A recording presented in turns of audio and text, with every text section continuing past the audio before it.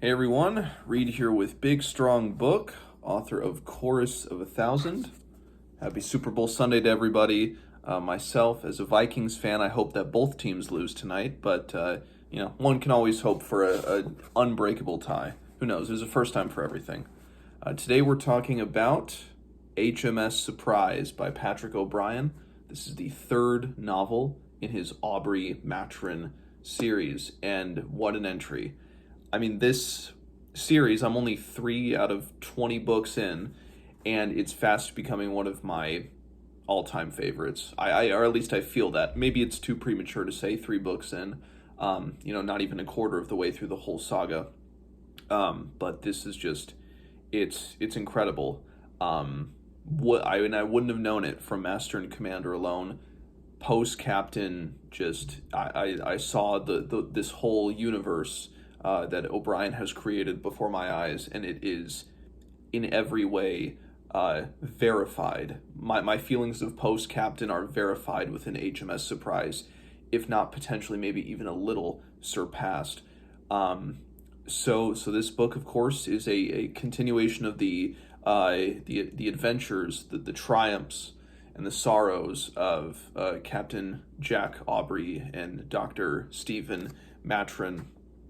Kind of ending pretty much at the spot where we ended post-Captain, as we, coming off of that convoy success attack that really briefly happened at the end of post-Captain, getting into how the prize, the booty, the reward of that successful mission will be divvied out.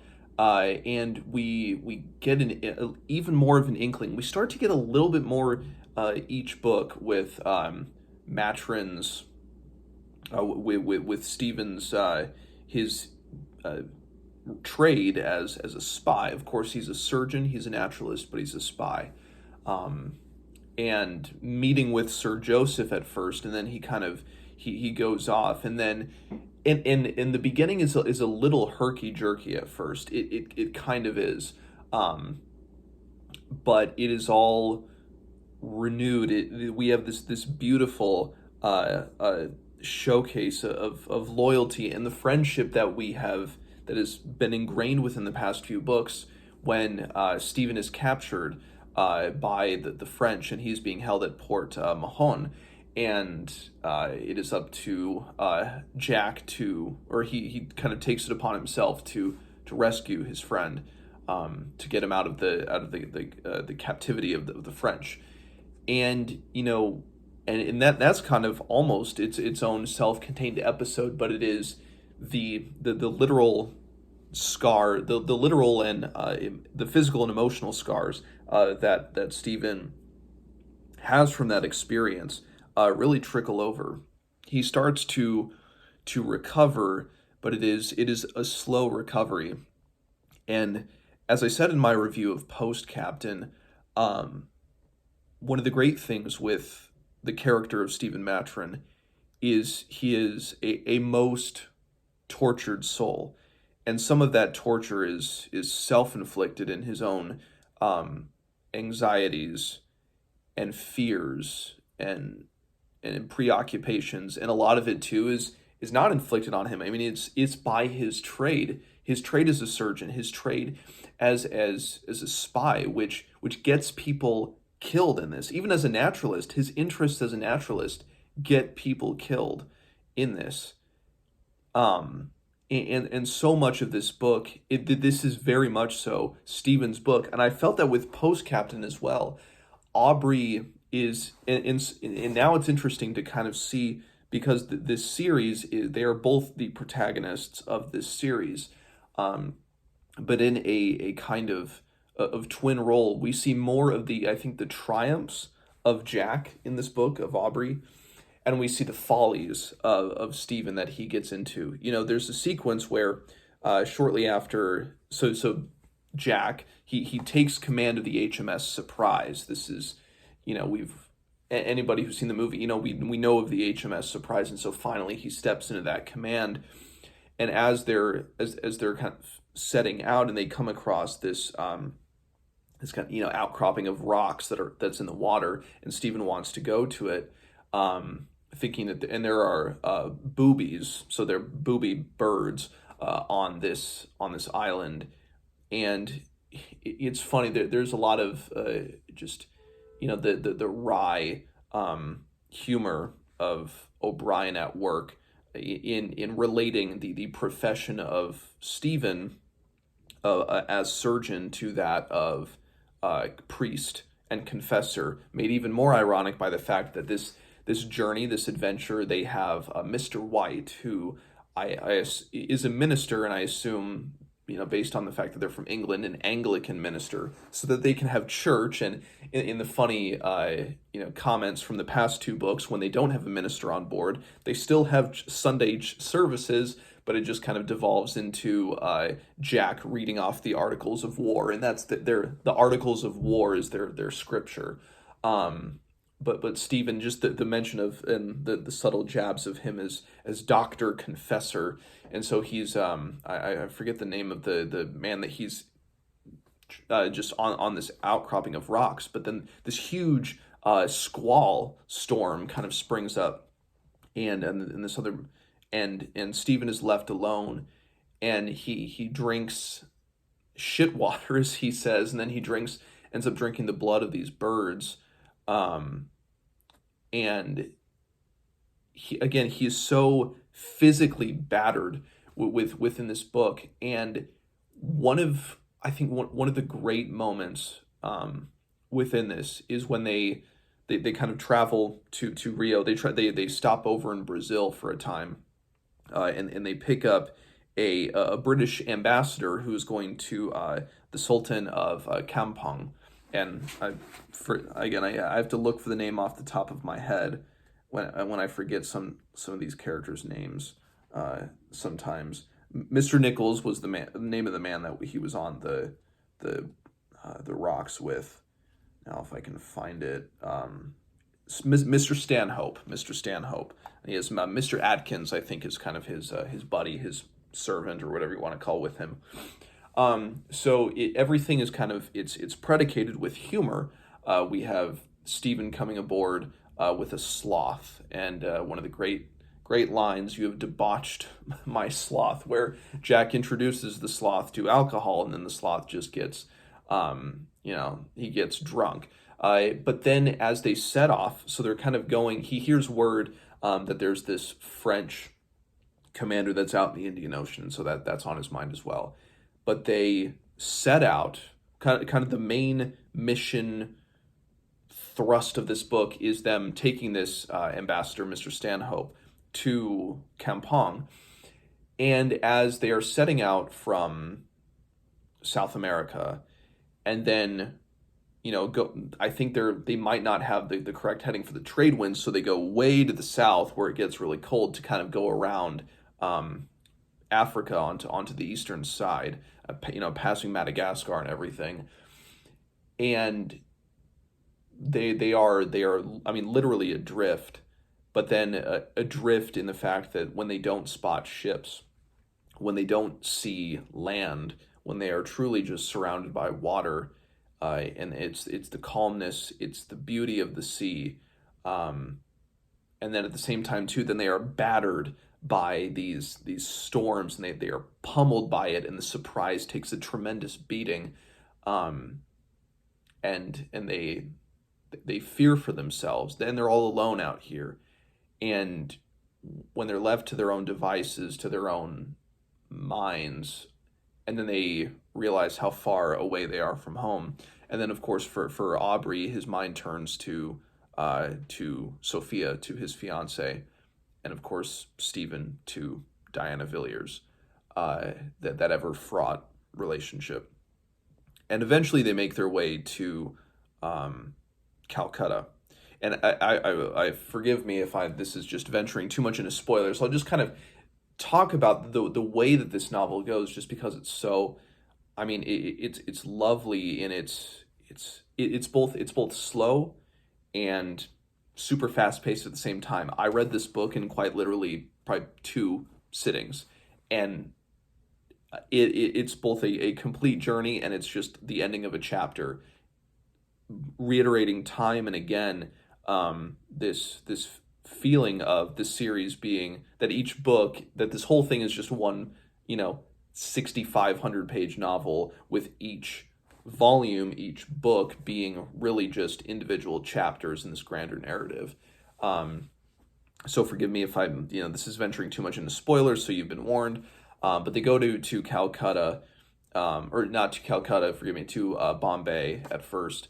And Stephen kind of, he befriends this local girl, Dill, as kind of a guide, and so much of this is just him. One of my favorite parts of or aspects of this series is when we get the introspection of Stephen as he is just monitoring other cultures, and but that is underpinned by the desire to see Diana again, because he knows she will be in Bombay. And you get the pangs that Stephen feels, even though the woman that has his heart, Diana, is right there with him, and Jack, the woman that has his heart, Sophia, is literally tens of thousands of miles away.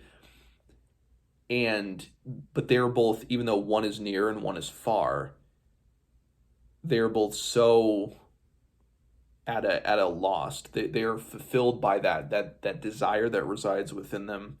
And of course it is then they're both, Stephen and Jack are both driven in totality by desire. I mean, it's not just desire for Sophia for Jack, or Diana for Stephen. It is also the desire of their professions, of their trades, of their fascinations, of Jack for his need to win. And I mentioned this again in my review of Post Captain, and the same applies for here.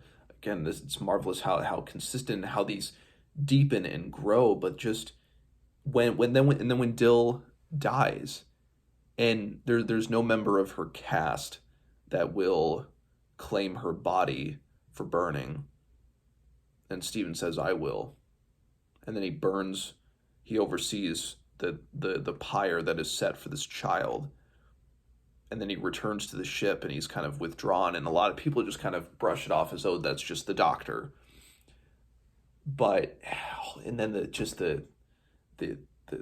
triumph then, well, then Mr. Stanhope dies, and then they have to, it's just everything goes wrong for them in this book, except for Jack, the one, like, well, and then they think it goes right. Stephen, he proposes marriage to Diana, and she accepts, and it's like, oh, finally, great. And Canning comes in, and then Stephen, he fights a duel with Canning. Stephen is wounded and then has to direct surgery on himself, while Stephen actually kills Canning in the duel, for the affections of Diana, essentially, or that he wants satisfaction from Canning, because Canning just like hits him in rage, and Stephen demands satisfaction. And of course, how they dealt with their problems back then was they dueled, and Stephen strikes true to Canning, and it seems like Diana accepts. And of course, then this is in the middle of them trying to defeat the French commander. And names escape. Linois. We have the Linois commander, and as Jack is in just this great moment where then he goes to the East India Company, their China fleet. He communicates with the commanders, and they kind of create this big line to then thwart the French frigates, and constantly, and try not to separate. But then the Surprise gets separated, but then another ship comes in and allows them to kind of to scare off I think it's the Marengo. But then Linois gets away, and this commander that is so affixed in the mind of Jack. This commander gets away, probably to then go be refitted, and so maybe it's a fight to be renewed some other day. But then, even though Jack, in his he is both thrilled for the chance to give chase and to scare off Linois, he fails in some respect. But then when he and the crew of the Surprise, then they make port in Calcutta, and then you get the whole of the society wants to just shower them with awards and praise and riches, for helping to protect the China fleet on their way back to England. And then again, this is where the duel happens, and Stephen is elated, and Jack is of the mind too that, that Diana will do nothing but to bring down Stephen ultimately. And then when they, get around to Madeira again, or nearer to England, and in the triumphant, the lovely moment at the ending when Jack is reunited with his fiancée again, and then that is undercut by Stephen getting a letter from Diana that says, "I've run off to America and I'm engaged to be married to Mr. Johnston," or whatever his name is. And Stephen and Jack kind of, they drink, they have a glass of wine with his sorrows, or a bottle or two. But Jack is so happy at the end. And they end with their polar opposites. Stephen, just the ever tortured soul, and Jack the tortured in his own way. And I'm excited to see how O'Brien kind of further penetrates Aubrey, because we've already seen that with Maturin in the past two volumes, but to really see that, or maybe it's there and I just have to look a little bit deeper into what O'Brien is doing with Aubrey. I'll read the ending of this book here, because it's just a lovely ending.